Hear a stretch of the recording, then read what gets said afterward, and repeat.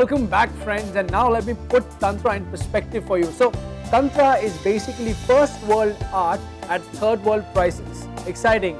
How do they do that? Very simple. They have an entire manic bunch of writers, poets, visualizers and philosophers who consistently rack their brains to bring to you what they call cutting-edge t-shirt art. And as far as Ranjiv Ramchandani is concerned, well, it speaks volumes about his endeavor because he's really done a lot of work and put in a lot of effort to bring to the entire world stage the India experience through his t-shirt art. Well, take a look at this.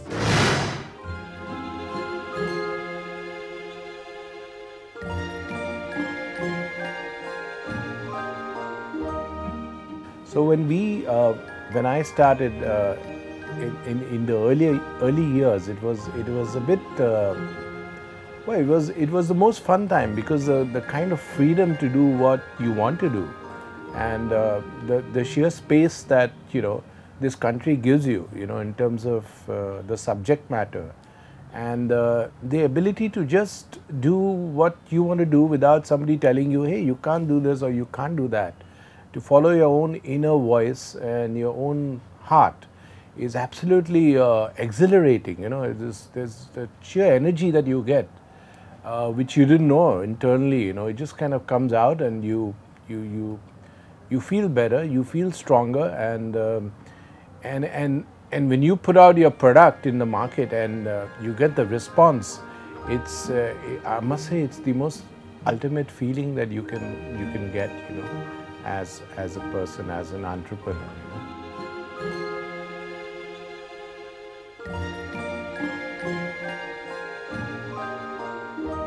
I think if you've got an idea, a dream, something that you want to put out into the world, along the way you're going to have people who will join the movement, and I think if you think about what you want to do, then just when you need it, people stumble into your life.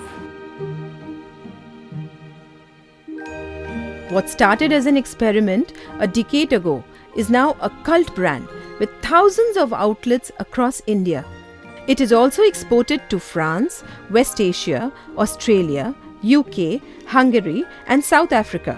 Well, actually the cool thing was that I really never left advertising, because I was a copywriter, and as a trained copywriter, I had a great boss, and as a trained copywriter, I was trained to communicate, visually or via words, and of course as a copywriter you tend to be more into writing copy, but I was also a visually trained guy in the sense that I was also doing my own cartooning, So besides being a copywriter, I was also a cartoonist, and I used to cartoon for Midday and for Business India and so on and so forth. So I thought that, look, what I'm going to be doing in Tantra is going to be just an extension of what I do in advertising, but with all the freedom that I need, So even now what we try to do with Tantra is that every t-shirt should communicate something. It should not be wasted space, It should communicate an idea, and that's why I keep saying that we are not in the business of t-shirts. We are in the business of ideas, communicating ideas, And we're just using the t-shirt as a vehicle, as a canvas to communicate that idea. It's like a painter would use a canvas to communicate whatever it is that he wants to communicate. We like to communicate a message, which is not necessarily obvious, but which does make sense to him, It's got to make sense to him for him to buy it, I mean, you're talking about students and you're talking about shelling out pocket money to buy a t-shirt, but only if it makes sense to him will he buy it,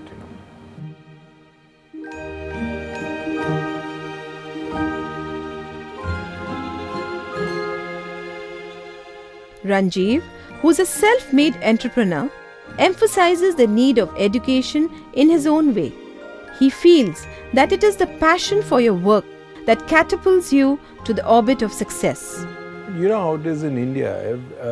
Every parent wants a kid to either be a doctor or an engineer or an MBA or, one of these standard, courses where if you get into those courses or if you get into that, then you are successful, But I think that's crazy, because that's like saying there are only 4 kinds of people on this planet, you know. Each of us is an individual, each of us is so unique, you know, and we've got our own unique thumbprint, our own unique signature, which we should all leave our own signatures, you know, before we die, you know. Each of us need to do that, and there's so many things happening now, you know, and this is the right time for anybody in India to say, look, I don't want to do what the education system wants me to do. I don't want to be defined by, you know, whether I'm good at maths or whether I'm good at physics or whether I'm good at accounts.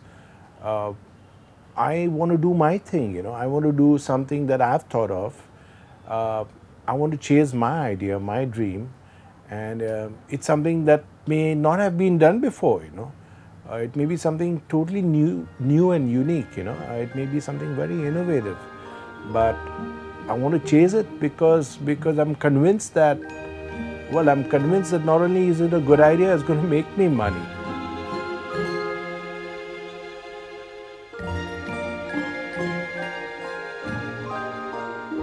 Well, entrepreneurship is all about following your own dream, and there are huge benefits. For example, as an entrepreneur, I can dress the way I want to because I'm my own boss, and I can come to dress the way I want to, like I'm doing now, and I haven't shaved or anything, but that's not important, you know.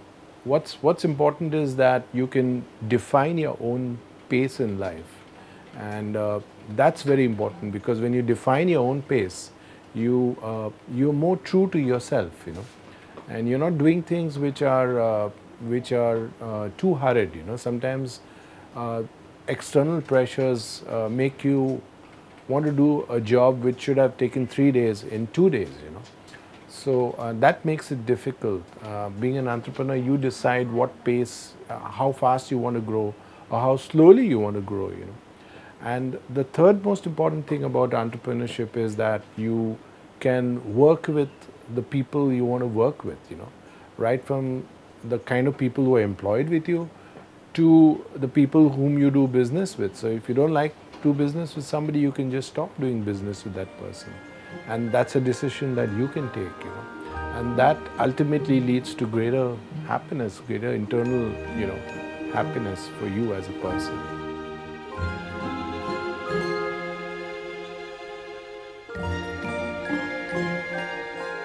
My message to the viewers of Yuva Bharat would be to first figure out what it is that you want to do in life. What makes you happy?